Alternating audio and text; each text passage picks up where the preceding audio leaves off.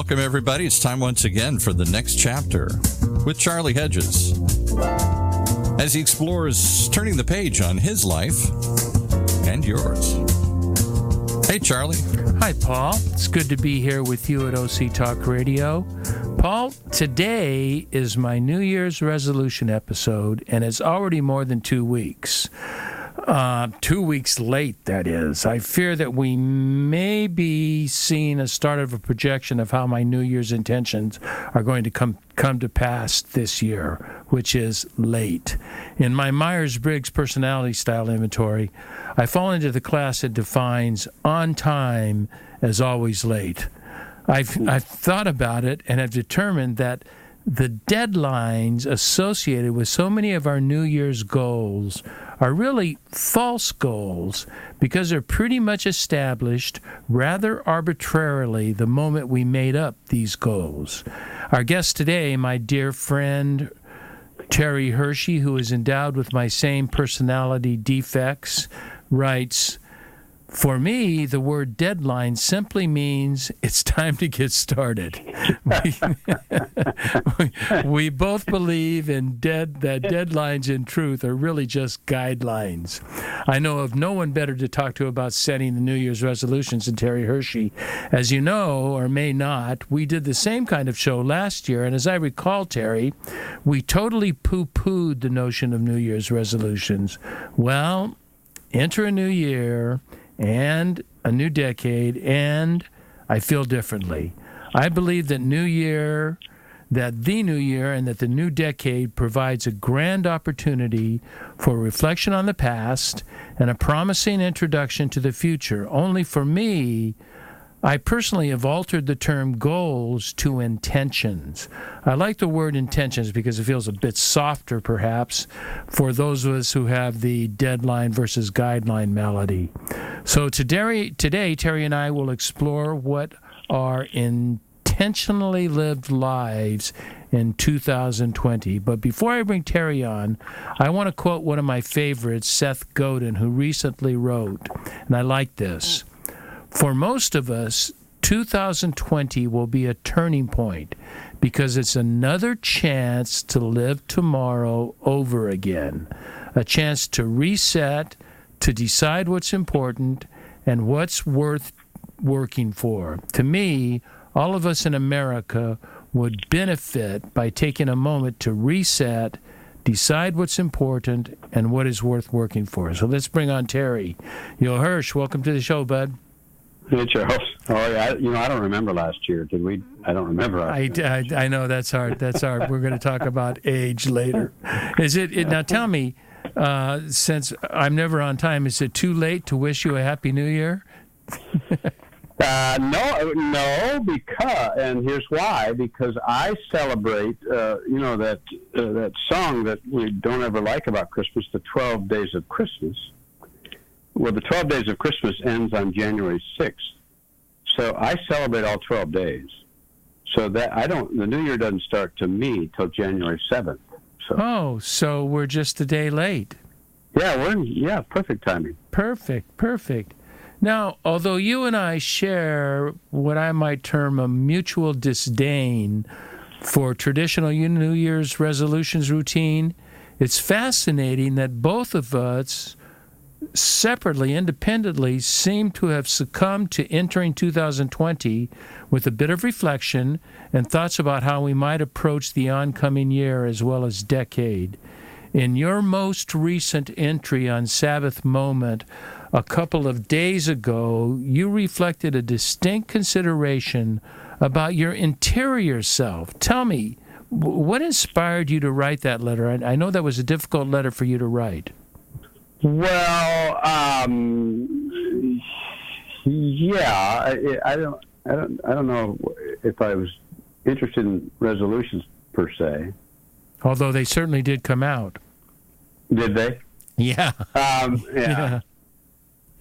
Well, you know what? That's fair. It's fair to have times in your life when you ask questions, and questions invite us to be awake and alert, and more importantly, to take ownership. And so, in other words, I'm not living my life reactive in some way. So, it's good you take the stuff that you have, you sort through it, and you say, is this me, is this mine?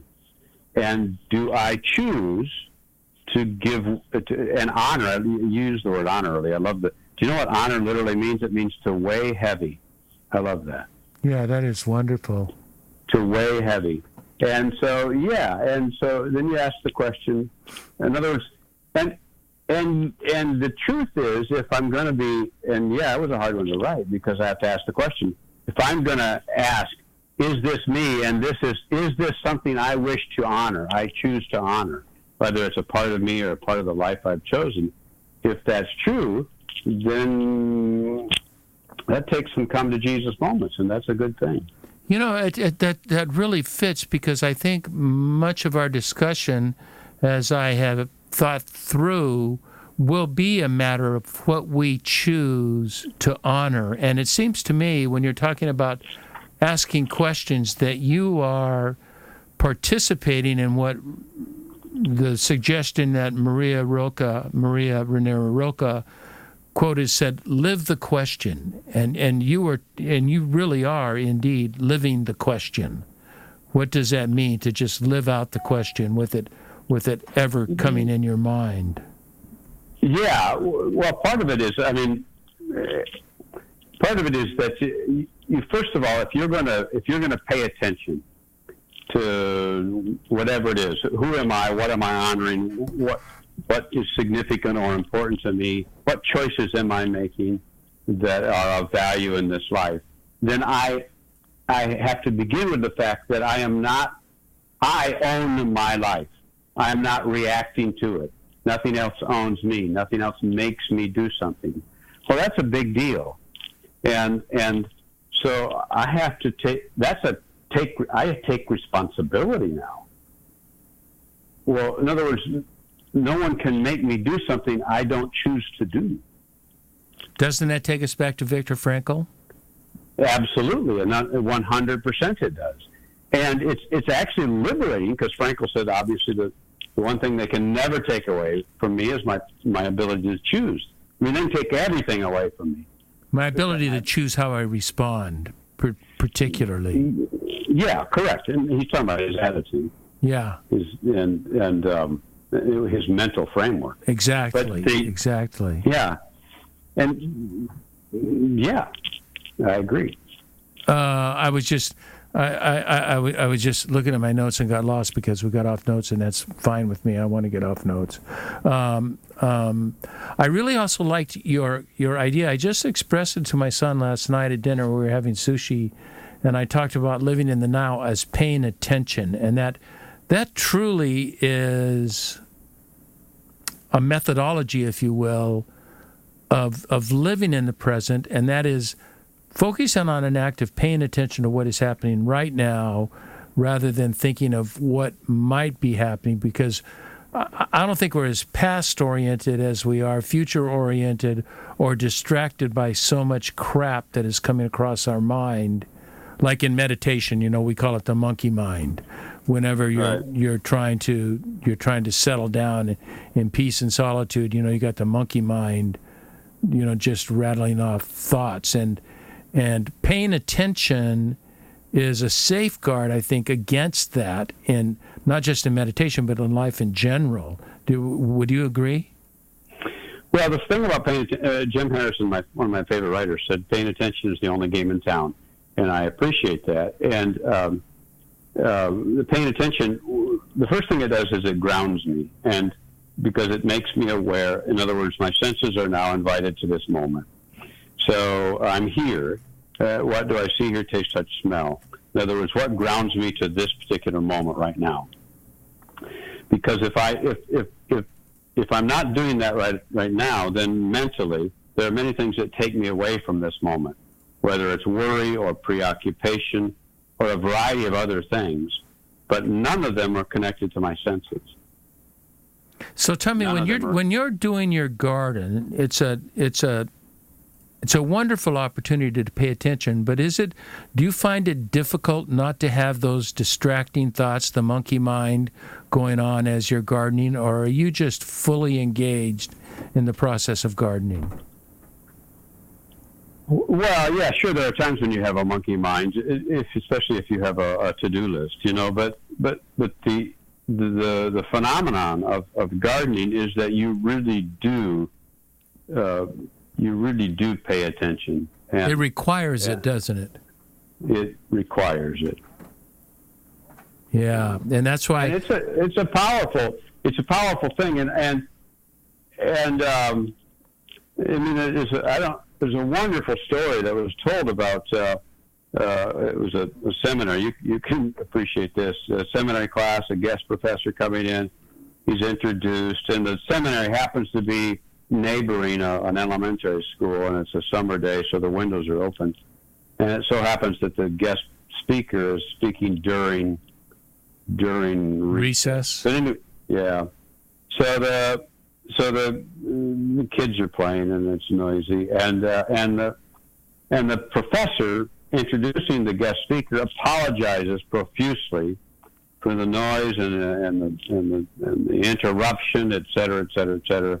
It would be so much better if we could have done this at a different time. And the guest speaker says, what you need to understand is, so thank God the kids are playing, because the whole point of my lecture is, what is it about our present moment that we're paying attention to? And in other words, do you hear the children? Do you hear them playing? And our immediate sense is we have to dismiss whatever it is we're paying attention to get back on the script we have. And our script is always in our head. It's never on the ground. And it's really not then paying attention. It is, as you said, it's following a script, and that is almost antithetical to paying attention, because paying attention is an act of surprise, an act of discovery, not an act of premeditation. And paying attention also, it literally it grounds you, but in a way it almost freezes time. One of my favorite quotes about Michael Jordan, we're going back to sports now, is that, as they asked him about some of the shots he made, he said in some of those moments, some of his famous shots, he said literally, time stopped. Yeah. Everything was slow motion. I could see everything. Yes. Everything was focused. It's the same with me. I mean, whether if you're back to the garden, when you're reading, you see the colors and you see this, and even if you see something that you say to yourself, I need to fix that part of the garden, the wonderful irony with paying attention is you see it in a way that doesn't trouble you. Yeah, that's wonderful. Terry, I told you I was reading this book by Ryan Holiday called "Stillness is the Key," and he's talking about peace in three different in mind, spirit, and body, and he brings up the idea of leisure, and he really redefines leisure as that we often define leisure as binge watching TV, or just having no responsibility, or doing nothing that causes any activity. And yet he defines leisure quite differently. He would define leisure as you called, I would say in his definition, gardening is leisure for you. It is not work. It is something, Winston Churchill had two leisure activities that he was adept at neither, which was bricklaying and painting. He was a horrible painter, and then they would bring on the professionals to correct his bricklaying so he wouldn't have to look at how bad it was. But it was so good for him because he was doing something physically and mentally, and it took his mind off the state of affairs, all of the conflicts that he had to deal with, and then he could just focus. And it was a focus, and it was an activity. And I think there is a sense of play. You use the word playing. There's a sense of play to it that is intentional. Yeah, because I didn't know that. I didn't know that about Churchill. That's great, because Gandhi, you know what Gandhi did? No. This was back in the day, those huge looms. He was a weaver. Yeah. And whenever he wanted to get away from whatever bombarded him, he would spend time in his room because it allowed him to play with thoughts and play with the things that are going on in his. And what you do when you're during leisure, I think the definition of leisure is anytime you put the scorecard down. That's a nice way to put it. That makes it very clear. Anytime you put the scorecard down, and boy, is that necessary. I find, now I once found my leisure in painting, and I've just not been doing it. Not for several reasons. For several reasons, but I've replaced it with my morning routines, and it's like I read of Marcel de Montaigne, who was the author or who created essays in like 1570, 1550, and he resigned, in fact, himself to live in leisure. Let's see, what were the three things? Leisure, reading, and reflection. And that was what he spent his whole day doing. And that just seems like my mornings are all about reading and reflection. My journaling takes me a minimum of 30 minutes every day. And I have a very good inspirational book by David White titled Consolations that just gives me wonderful ideas to write, a few hundred words about. And I, as being retired, I can start working when I want, but I'm up at 6:30 and it takes till 8 or 9 o'clock for me to finish my morning routine, and I am ready for the day after that. Yeah. I will not look at emails, will not look at my phone, will not look at emails, will not answer anything if anything comes in. That whole thing, I'm off the grid. I'm totally off the grid. Well, that's part of the keeping score has to do with checking something off the list. I mean, and so if I bring and that's why in any of those, if I'm gardening, I cannot take my telephone with me.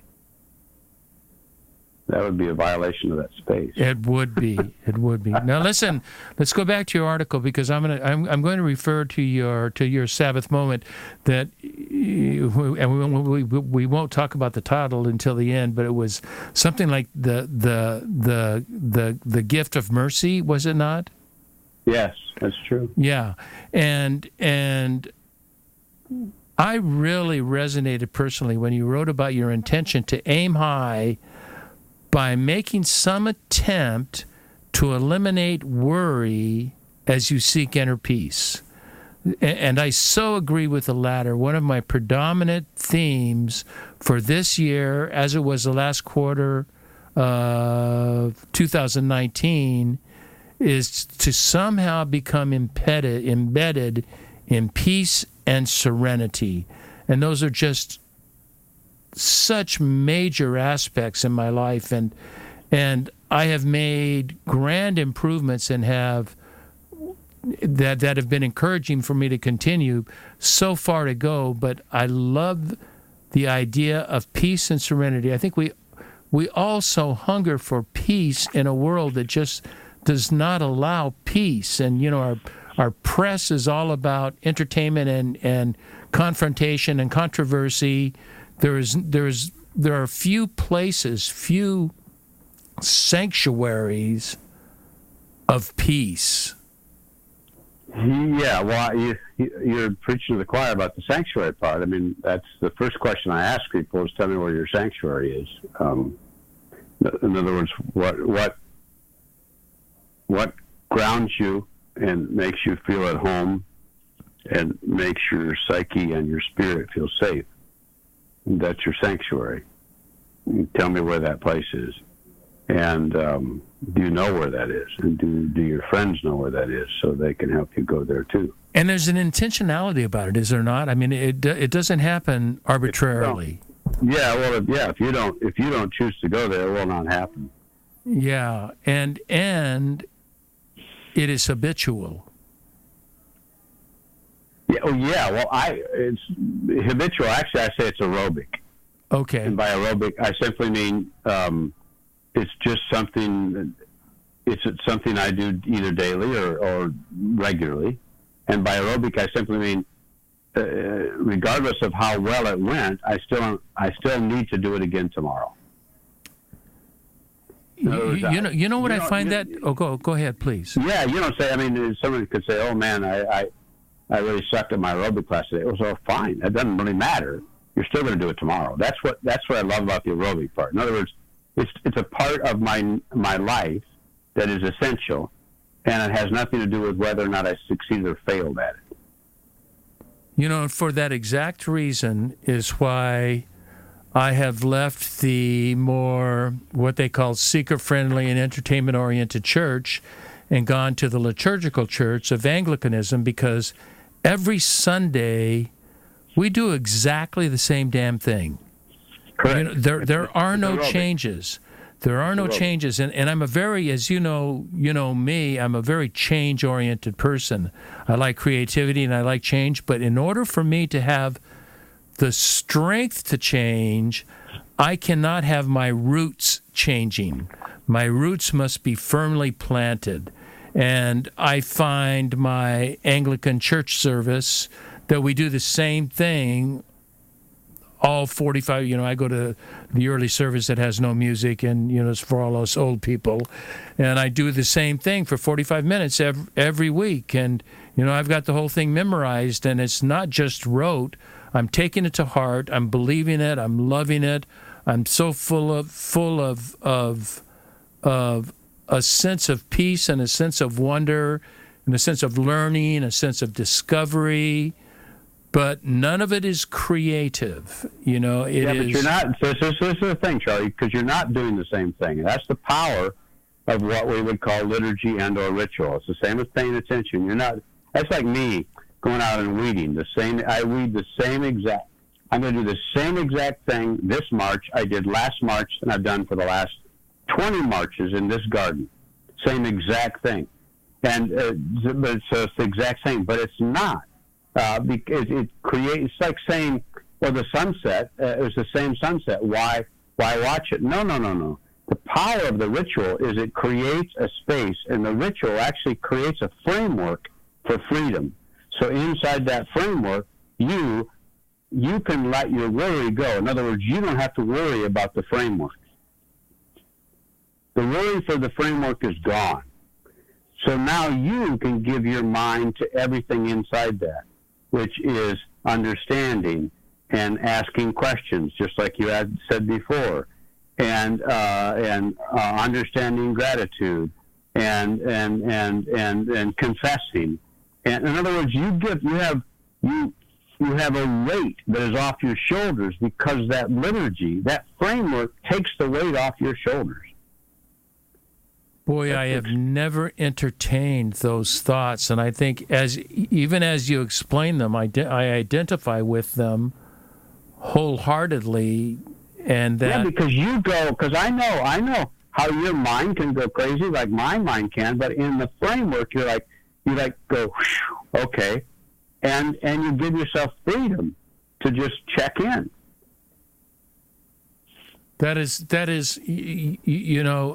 Jocko Willink. Are you familiar with Jocko Willink, the U.S. Navy SEAL who's so popular today, and he's got a podcast and several books, and we're going to hear him speak. And he gets up at, he has a routine where he gets up at 4:30 every morning and but he does his exercises in his routine. But I don't know if the book is titled this, but his theme is discipline is freedom. Yeah, and I would argue, yeah. And so as long as I'm not in, let's just say the liturgy is my. Let's just say it's my exercise discipline, because now I have one. I walk daily. It's X number of minutes and X number of miles, and it's daily. Now, if I turn that into some sort of a scorekeeping mentality, then it's not freedom. But if it's a liturgy for me, then and I wholeheartedly agree with that. Yeah, that's That's really quite a good thought. I find it interesting as well that our intentions for the year are more about, that both of our intentions for the year, as I read in your The Gift of Mercy piece, and as I've thought about my intentions for the year, they're more about, you use the word interiority, I use the word accomplishments. They're more, I mean, use the word, not interiority, I'm sorry. Use the word keeping score, and I use the term accomplishments. But that both of ours are more about interiority than they are about accomplishments. And the ever so famous marketing guru Seth Godin that I quoted earlier wrote on a recent post, he wrote about planning heartfully with a focus on interiority for 2020. I like that. Planning heartfully with a focus on interiority as opposed to a focus on keeping score or accomplishments. Yeah, I mean,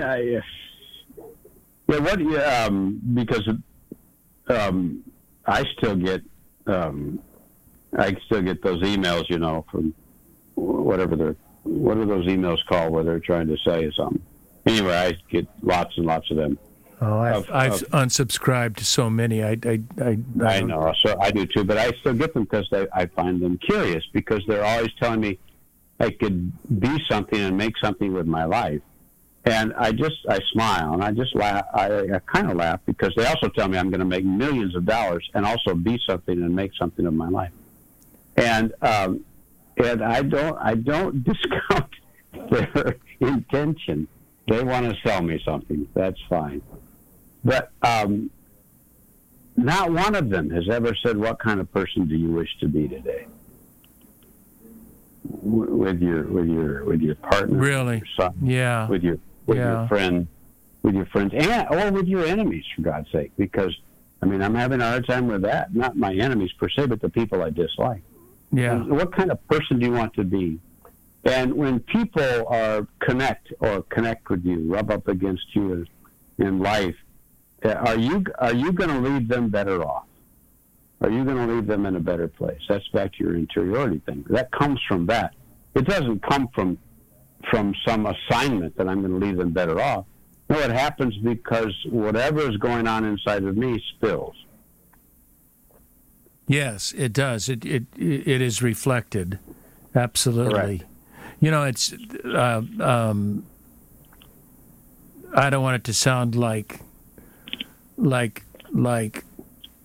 thinking too highly of myself, but for more than 20 years, and I probably mentioned it on the blog, on the podcast in the past, that my wife and I, for more than 20 years, as you know, take 3 or 4 nights and we go on retreat.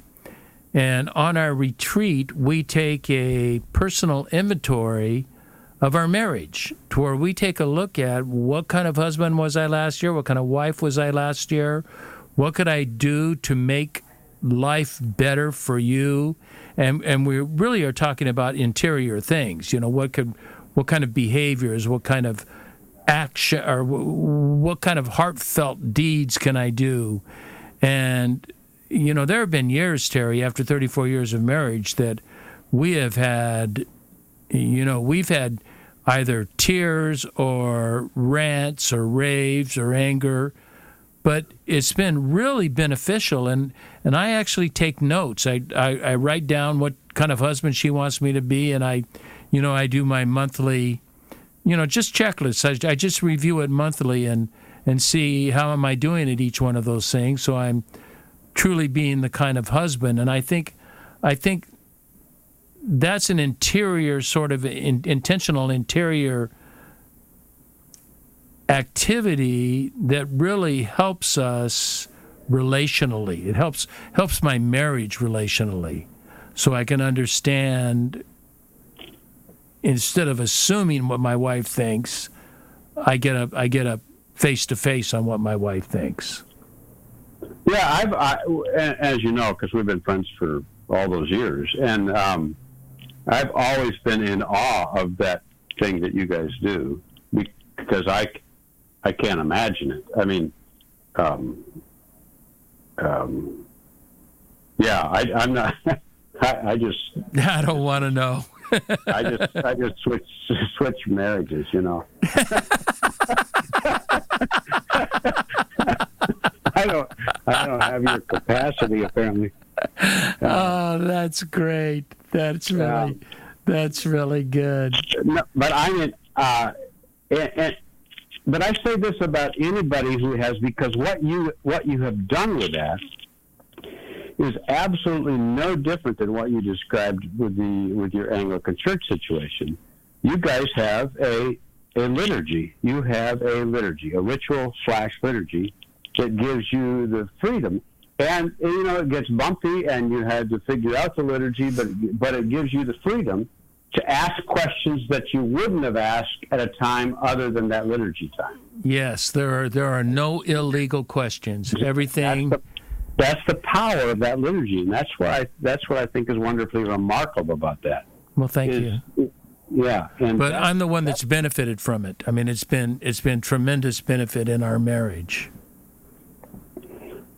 Yeah, and I agree with you. And it's the same thing. It's the same thing true with you. You know, now you're in the 12-step world. Liturgy is a big deal for the 12-step world. Absolutely, called the 12 steps. Yep. Exactly. You're in a liturgy, and it gives you the freedom now. Outside of those 12 steps, you're at the mercy of. That's the key. You're at the mercy of something. You're at the mercy of your addiction, or you're at the mercy of whatever's going on mentally in your head, or you're at the mercy of living outside of yourself.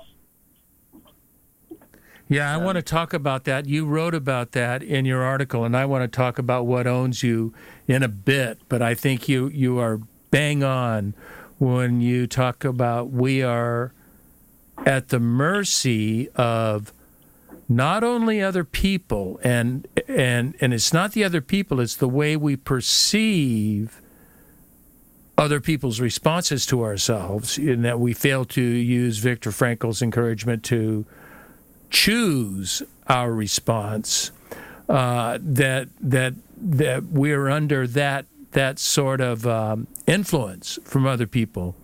But before we get there, I want to go just a moment back, way back, to the focus on interiority, and how you and I are both really focused on that. And I'm wondering, what do you think? Do you think, as we age, this is an age thing, you know, and how old you are thing? You know, I've always, you and I, in all our letter writing and all our discussing, have endeavored, I think all the time we've been together, we've endeavored to seek and realign our exterior lives with our interior lives, but I find it is never so dominating my thinking as it does at 70 years old. Is that second half of life, is that an age thing, or is it not an age thing? Because it's much more, it was strong younger, but it's, you know, it just dominates me now. No doubt about that. It's second half of, yeah, no doubt about it. And it's a wonderful thing. Now, I mean, it's available to us at the second half because, you know, we see the end. And so that puts things in perspective. And it lets you ask different kinds of questions, which is wonderful. And you're not climbing, the ladders are different now at this age, you know? Yes, absolutely. They have handrails. I don't think that's exactly what I was talking about, but... No, but I'm just saying, no, but the second half of life is you're not trying to make something of yourself, that as you're trying to do in the first half of life. The second half of life, you're trying to find affirmation and meaning in the self that you've made, and you cut yourself some slack, which is great. And so I wholeheartedly agree with that. Yeah, I'm looking up. I wrote a post. I wrote a post on how to make an impact on your life or something. It had a sexy title, but I can't remember what the title was. And it received quite a bit of comments. And I want to read one comment that you will find fascinating. And I'm pulling it up as I'm meandering right here. Comments, okay, I've got it coming up right here. It was written by a man that said, because it was titled "What It Takes to Find Oneself," and I was talking about second half living in doing so, and he wrote so fascinating of the article because of my personal experiences. When I was young, I was living Hesse's idea, because I wrote of Hermann Hesse. I was living Hesse's idea in reverse. I started off with solitude, meditation, soul-searching, quest for meaning. But now, and this man is probably 40 years old, in his early 40s, but now I'm trying to figure out the building of my real-world ego and existing in a system environment, both socially and financially, that I never really understood. And my response to him was, it's absolutely critical for your personal development to establish a strong ego. I highly encourage you continue to do so. The task falls into the category of first half living, and you are by age naturally in the first half. I'm so glad you have embraced your journey in a thoughtful manner. So there is credit to first half living, to building that ego, that we need. There's a time that we need to do that, and so in order that it establishes the foundation from which we can have second half. Would you agree with that? Yeah, I mean, yes, with one exception. I mean, sure. I spent so much of my life building it on who Terry was supposed to be, who Terry should be. Yes. And so much of that was predicated on whatever skills I had or talents I had or whatever dreams I had or who I was supposed to be and what I was supposed to do. And whatever what was expected of you by others as well. Yeah, and so there's a combination of that. In other words, but that's all mingled together. And so there's a part of that, and there are parts of that. For example, my talents are my talents, but I didn't necessarily use them for what I wanted. It was what for others wanted, etc.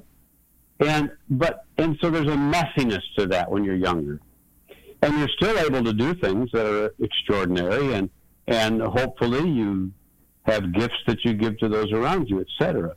But there's a time in your life when you say, you know, some of that, I'm glad I know who I am. And because now I know who I am, there are parts of my life where I can say, it's okay, I could have done that differently. Or it's okay, I apologize for that part of my life. Or it's okay, I want to make retribution. Or it's okay. In other words, you're not worried about that anymore, because that scorecard has been put down. So you can embrace those talents and you can embrace all of the things that you expected to want and be. You can embrace all that without needing it to be the wholeheartedly who you are in that ego part of you. Your ego is not solely defined there. Right. That's great. And I want to get to more of that, but you know, this is a longer podcast, but I am more than willing to go there. So let's take a brief break but let readers know we're about 2/3 through. We're not half through. We're about 2/3 through or more. But let's take a brief break and come back and finish this thing off.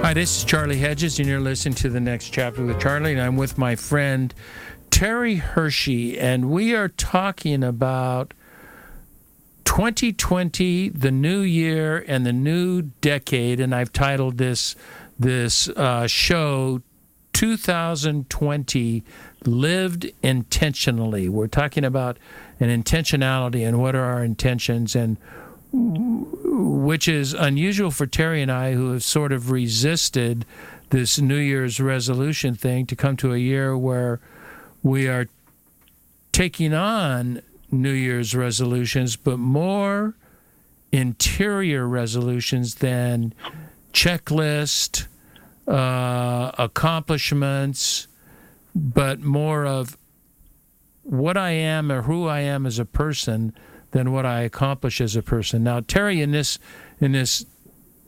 boy, delightful, entertaining, and insightful Sabbath moment that you wrote on the gift of mercy, you write also about the desire for truth-telling by means of storytelling. You say that stories keep us sane. Can you talk to me more about stories and truth and sanity? Yeah, well, stories that keep us sane. I mean, I didn't use the word. I didn't make that up per se, but I mean, Raven and Crow. Barry Lopez wrote a children's book, and there's an exchange between two of the people in the book who said, "You need to remember your stories. You need to tell them, because sometimes we need stories more than food to stay alive." And we need stories. Repeat that, please. Sometimes we need stories more than food to stay alive. Oh. And stories are, now we're back to the liturgy thing. And this is something I say we, and in this era, we've forgotten this, because for centuries, thousands of years, the way truth was communicated is, son, daughter, family, I need to tell you a story. Community, we need to tell you a story. And here's our story, and here is the story, or one of the stories. But here's the story. The story is the liturgy that allows us to then ask ourselves, what do we value here? Where do we ground ourselves here? And what choices will we make from this here? That's the story. You know, that's the difference between story. I've always said the story, that didactic teaching starts from the outside and works its way in. Story starts from the inside and works its way out. 100% true, yeah. Yeah, and that's why, Terry, for years, both you and I don't know the percentages, but I would say we probably read 75% fiction and 25% nonfiction. And now I am at a 100% nonfiction. I need to change that. I need to get back to reading stories again, because I learned so much from stories in such a different way. I learned so much from fiction in such a different manner than I learned from nonfiction. Nonfiction just tells me this, but it's all of a sudden just brain dump, It's just like opening the top of my brain and shoveling in all this crap, rather than stories that sort of enmesh and engrave. And it's the same fight that I had, way back in seminary days, going through whether Old Testament, but primarily New Testament, but it didn't really matter, any part of the Bible you went through. Back very often, one of the people wanted to fight about was this true or accurate, rather than where are you in the story. Exactly. That is such a great question. Where are you in this story, and what does it invite you to be and do, and what kind of person does it invite you to be, and et cetera. And instead of we're having we go way off track to your point, we go to the external part of having a fight about who is right and who is wrong, rather than the kind of people we are in the story. Boy, and that takes you talk about biblical, that takes a big thing I learned, 15 years ago from a pastor, and when he was talking about the parables of Jesus, he says, we like to take the role of the hero in the parables when the parables were intended for us to take the role of the non-hero. Take the role and understand what we lack, not praising what we have. And too often, churchgoers take parables and praise themselves for being, I'm the sinner who asks for mercy all the time, not the high priest that thanks God I'm not like the sinner. When in reality, I thank God I'm not like the sinner. Yeah, exactly. And the thing about that second part is the what we lack part is if we're okay with who we are, and that's that second half of life thing. In other words, if I don't have to prove myself and I put the scorecard down, then there's no problem with talking about what I lack. In other words, it's not detrimental to my psyche. No. It's not detrimental to my identity. In fact, it's a wonderful invitation. It is an invitation. Yes. Guess what I get to be and do now. Yeah. Well, that's a powerful thing. It's great insight. That's why it so frustrates me that in our culture people are so afraid of saying that they're wrong, or that there are parts of themselves that they can say, it wouldn't hurt me to do such and such. Boy, when I first entered the Episcopal Church, it was early on within the first year or two. Bishop Borsch approached me and he talked about, and I was a pretty strong evangelical, and so I had troubles with women in ministry, and I had troubles with gay ministry because I was taught the opposite, and the Episcopal Church accepts that, and I had troubles with a number of things, but I still found solace in the Episcopal tradition. And as I talked to the bishop about it, he says, the Bible is inerrant, the Bible is true. The one thing we need to know is that we are not, the Bible may be inerrant, but we are not inerrant, and we can always be wrong. And that has stuck with me for forever, that I can always be wrong. No matter what I think, I can be wrong. Yeah, and I have, and the wonderful part about that is being wrong doesn't preclude the possibility of me having a conversation with you or making choices now to better out my life and your life.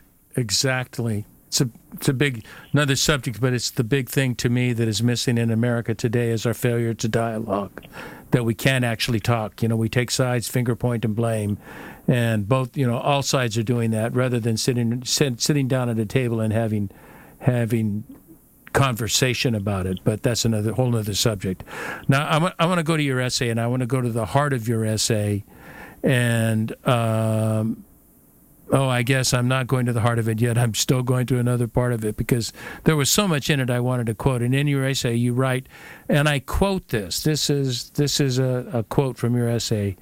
I choose to live fully awake and unafraid. Yes, if we live awake and unafraid, we can discover that knowing our strength is grounded in humility. Terry, that's really powerful. Fully awake, unafraid, and humility. That sounds like a powerful set of intentions, not just for 2020, but for all of life. Were you aware how strong that sentence was when you wrote it?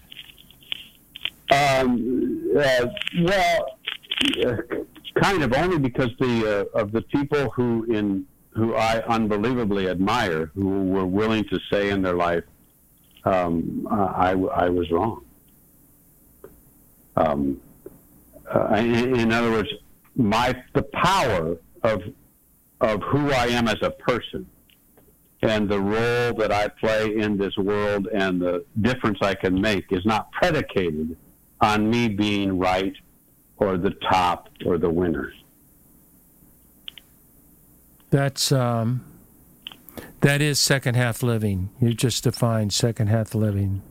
So as we're coming to a close, your Sabbath moment was all about mercy, and I've neglected to mention that because you had so many other points that I wanted to make. But there's just another few sentences that I must quote because I can't paraphrase them well as you stated them. I must quote because I found them so striking. So this is a bit of a longer quote. And you write, mercy or unmerited love is the fuel for transparency, as I no longer need to run from regret. Now, you have much more sentences, but I like that. I love that. Mercy is the fuel for transparency, as I no longer need to run from regret. I own my neuroses and failings. They do not own me. From that place, healing and reconciliation is possible. Mercy frees my heart to love and to live. Terry, that is just a great statement. Thank you. I will tell you. I mean, I'm Christian, and one of the sad things about me is that kind of teaching comes more from our Buddhist brothers and sisters than it comes from Christian brothers and sisters. Yeah, but it doesn't come from Jesus. No, Jesus, of course, would have no problem with what I just said. No. But the way I was taught was that right. I needed to live with the shame of everything, and one of the breakthroughs for me, therapy-wise, was a therapist who said, for me not to run from all those things that I considered, quote, my neuroses, or what I considered detrimental to me being a, quote, successful and or together person. Those were just who I was. Those are who I'd be like you, running from, in other words, standing up in front of 12 seconds that I'm an alcoholic, but not really, I'm just joking with you because I'm going to get past it. Don't worry about it. Yeah. That really is true. And, and that's such a hard lesson for a young man, or for a young woman, either one. I mean, it is not a gender-specific issue. And the thing is the same with the 12-step thing is once you embrace that part of you that is either call it broken, call it neurotic, call it whatever, those parts of ourselves that are not according to whatever we thought our script was going to be. Once we embrace those things, from there we have the capacity to connect in ways that we had not even imagined before. Absolutely, because when we own them, instead of them owning us, we have freedom. There is freedom. 100%. There is freedom in ownership of my neuroses and failings, and just say that is part of life, and that is my road. That is on the road I am, and I learn from that and walk down. It's like in that movie. Gosh, what was that movie with Jeremy Irons, and Bob De Niro, where Bob De Niro was carrying that weight up the cliff, the weight of all of his that represented all of his shame and all of his misactions, and Jeremy Irons cut the backpack off his back, and Robert De Niro was all of a sudden freed. He because those things were owning him. Now he owned himself. Yes, and The Mission. That was the film. The Mission. The Mission. And it's a wonderful thing is that once you do that, once you own that, it's not about making excuses anymore. It's a very liberating thing that I don't need to overcome that to make a difference. I don't need to overcome that to be a loving person. I don't need to overcome that to make life better for those around me.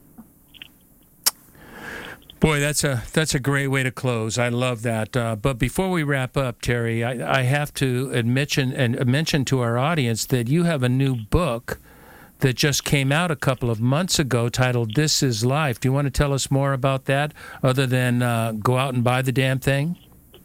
Go out. Yeah, we just have a couple minutes, Charlie. Go out and buy it. This is sponsored by my son, whose college bill is still due. Well, what's it about? What is The Life all about? No, This is The Life. That's the title of it, and it's about mindfulness. In other words, living in this moment, this life. A Catholic theologian years and years ago had a phrase called thisness. Thisness. Oh, thisness. Yes. Thisness. And I like that. We're way back to the beginning of our conversation that we started an hour ago, which is about paying attention. That's thisness. And